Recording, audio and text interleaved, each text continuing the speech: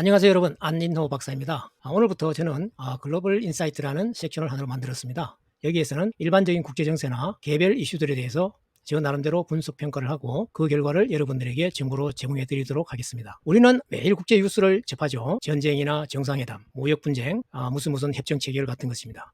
하지만 정작 중요한 것은 왜 이런 일들이 벌어지는가 하는 것입니다. 겉으로 드러난 사건 뒤에는 늘 각국의 이해와 동기가 숨어있기 마련이죠. 그리고 그 사건들의 결과는 우리 삶에도 직접적인 영향을 미치게 됩니다. 예를 들어서 한 지역의 전쟁은 원유 가격과 국제 곡물가를 바꿔놓게 되죠. 어떤 나라의 무역 정책은 곧바로 우리 생활 물가에까지 파급 효과를 미치게 됩니다. 따라서 오늘 살아가는 우리에게 필요한 것은 단순히 뉴스를 소비하는 것이 아니라 국제 정세를 읽을 줄 아는 안목입니다. 그 안목이 있어야 변화에 대비하고 올바른 시각으로 세상을 바라볼 수 있습니다. 그래서 오늘 저는 여러분의 안목을 넓혀드릴 수 있는 국제 정세 전반의 틀을 먼저 제시하고자 합니다. 그 틀은 바로 지금 세계를 움직이고 있는 세 가지 핵심 축입니다. 첫째는 지역 분쟁의 확대이고, 두 번째는 자국 중심주의의 부활입니다. 마지막 세 번째는 힘의 균형과 우위의 전략입니다. 이제 이 세 가지 축에 대해서 하나씩 살펴보겠습니다. 제가 첫 번째 키워드로 든 지역 분쟁입니다. 유럽의 경우 러시아와 우크라이나의 전쟁은 이미 장기화 국면에 들어섰습니다. 이로 인해서 유럽의 에너지와 안보, 나토의 방위 전략, 세계 식량 공급망까지 흔들리고 있습니다. 영국의 이코노미스트지는 러시아가 막대한 경제적 부담을 지고 있음에도 불구하고 전쟁을 지속하고 있다고 분석하고 있습니다. 다음으로 중동 지역을 보겠습니다.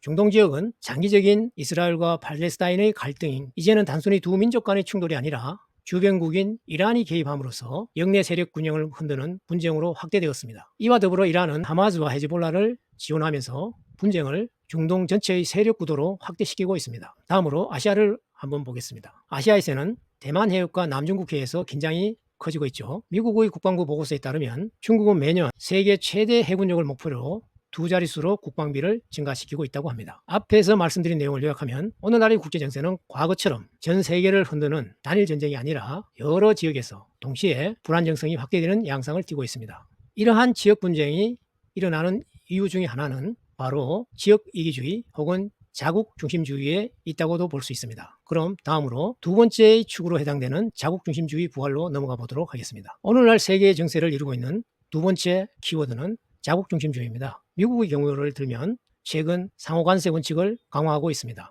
즉 말하자면 상대국이 미국산 제품에 대해서 관세를 부과하면 미국도 같은 수준의 관세로 대응한다는 것이죠. 로이터 통신에 따르면 현재 미국의 평균 관세율은 GDP 대비 2.6% 수준에 달한다고 합니다. 다음은 중국에 대해서 살펴보도록 하겠습니다. 중국은 2000년대에 들어오면서 1대1로 정책을 추진하였죠. 이 1대1로 정책을 통해서 아시아나 아프리카, 중동에 큰 영향력을 확대시키고 있습니다. 또한 중국은 미국의 관세 정책에 대응해서 반도체나 AI, 전기차 등 첨단 산업의 국산화율을 70% 달성 목표로 기술 자립을 강화하고 있습니다. 이는 단순한 산업 정책이 아니라 장기적인 측면에서 패권 경쟁에 해당한다고 볼 수 있습니다. 다음은 유럽입니다.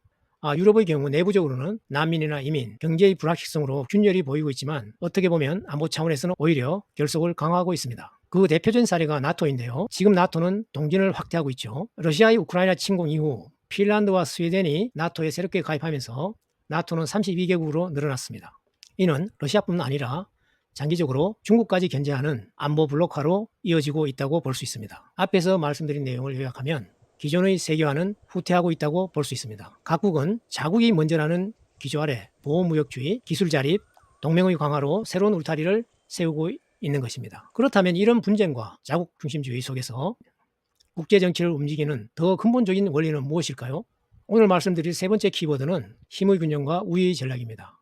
국제정치의 고전적 이론에 따르면 국제관계는 결국 힘의 논리로 움직인다는 것입니다. 세력균형 이론에 따르면 국가는 특정 세력이 압도적으로 강해지는 것을 막기 위해 동맹을 맺게 됩니다. 19세기의 영국이 유럽에서 균형자 역할을 했던 것처럼 오늘날 미국은 일본, 호주, 인도와 함께 쿼드를 통해 중국을 견제하고 있습니다. 냉전 시기 소련이나 중국, 북한을 우리는 북방삼각관계라고 불렀습니다. 이들은 남방삼각관계에 해당하는 미국, 한국, 일본과 대립하면서 동북아에서 세력균형을 이루었죠. 오늘날도 이 구도가 과거만큼 그렇게 견고하지는 않지만 중국, 러시아, 북한은 여전히 지역 세력의 한 축으로 존재하고 있습니다. 중국은 경제와 기술, 러시아는 에너지와 군사력, 북한은 핵과 미사일이라는 요소를 통해 서로 다른 방식으로 균형을 형성하면서 미국, 한국, 일본의 협력관계와 맞서고 있는 것입니다. 다시 말하면 북방삼각관계는 냉전 시대의 단순한 유산이 아니라 현대적으로 재해석할 때에도 여전히 동북아에서 중요한 균형의 축으로 작동하고 있습니다. 유명한 국제정치학자 한스 모겐소의 Politics Among Nations에 따르면 국제정치는 본질적으로 힘을 둘러싼 투쟁이라고 보고 있습니다. 실제로도 미국은 보호무역과 군사동맹으로 우위를 유지하려고 하고 있고 중국의 경우 1대1로와 군사력 확충으로 세력권을 넓히고 있습니다. 따라서 오늘날 국제정세는 고전적 현실주의 이론이 여전히 유효함을 보여줍니다.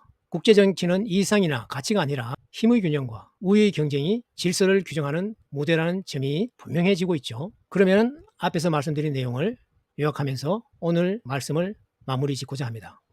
현재 2025년 세계를 움직이는 세 가지 축은 지역 분쟁의 확대와 자국 중심주의 부활, 그리고 힘의 균형과 우위 전략이라고 볼 수 있습니다. 여러분들이 이 세 가지 축을 중심으로 현실의 국제 정세를 살펴보게 되면 국제 정세를 이해하는데 많은 도움을 줄 것으로 생각합니다. 앞으로도 안박사 TV는 이 세 가지 축을 하나씩 깊이 있게 다뤄보도록 하겠습니다. 예를 들면 우크라이나 전쟁이 국제 안보에 주는 의미라든지 미국의 보호무역 정책이 세계 경제에 미치는 파장, 중국의 일대일로와 기술 자립이 어떤 결과를 낳을 것인지에 대해 구체적으로 풀어드리도록 하겠습니다. 여러분, 세계를 보는 눈이 달라지면 내 삶의 전략도 달라지게 되죠. 그리고 우리가 한 발 앞서서 선제적으로 변화에 대응할 수가 있습니다. 여러분, 오늘 제가 드린 말씀이 어떠셨나요? 의견이 있으시면 댓글로 남겨주시기 바랍니다. 오늘 영상이 도움이 되셨다면 다음 편도 기대해 주시고 함께 세계를 읽어가는 여정에 동참해 주시면 감사하겠습니다. 다음 영상에서 뵙겠습니다. 감사합니다.